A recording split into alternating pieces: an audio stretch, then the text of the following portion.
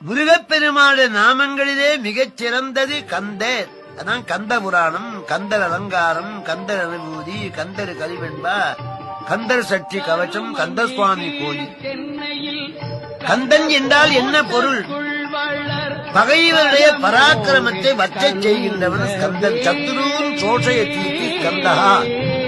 தருமமிகு சென்னையில் கந்த கோட்டத்துள் வளர் தலமோங்கி கந்த வேளே